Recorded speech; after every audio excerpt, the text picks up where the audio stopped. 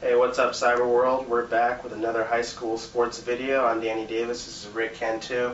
Rick, we have another busy week in front of us this weekend. Yes, to say the least. We have state track and state softball all at the UT campus. Plus, Texas is also hosting a super regional, and there's going to be some high school graduations over there. Lots of stuff going on, but we're only here to talk about two things.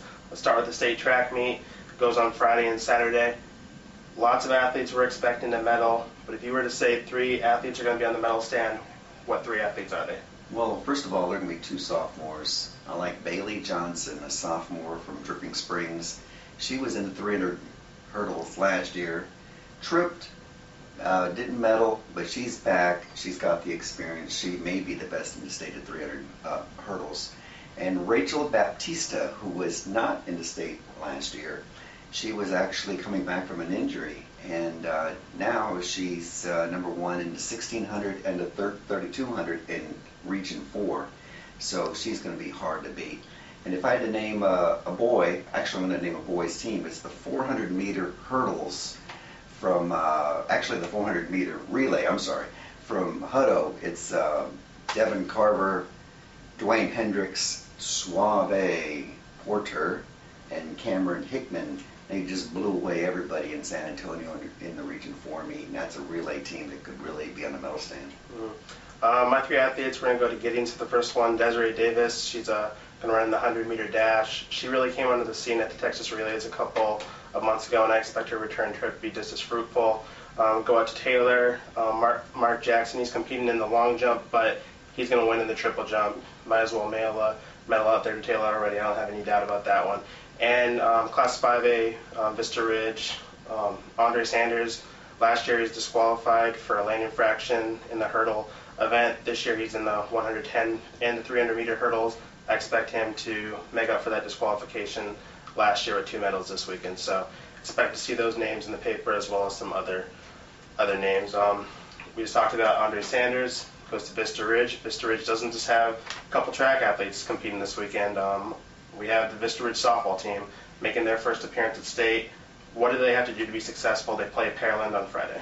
Well, the thing that makes Vista Ridge successful is between 1 through 9 of their batting order, everybody has a role, unlike some teams in the city where it's just a pitcher-driven team and everything revolves around the pitcher. They have an excellent pitcher, Nikki Hendricks. They have an excellent first baseman in Rachel Burton, who's had 6 home runs this year. They've got a great fielding shortstop in Taylor Thom.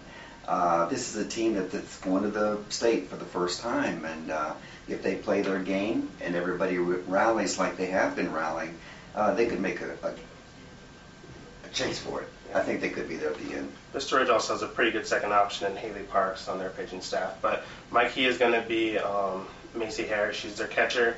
Catcher's kind of the quarterback of the team. She's also second on the team in hitting, had a big weekend last week to help get them into the state tournament. I think she had 2 RBIs. So they're going to need her on defense, they're going to need her on offense, and if she can do her thing, they should have a pretty good shot at getting at least the state championship game and maybe bringing home a title to Vista Ridge.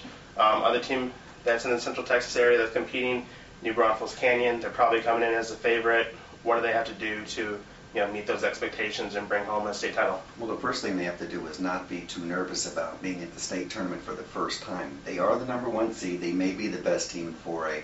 Outstanding pitching, Sarah Morellis, remember that name. She has a 31-3 record, and a great defense. They only had 1 error in their last series as opposed to their opponent that had 6. That was Kingsville King, and they won that series because of pitching and defense.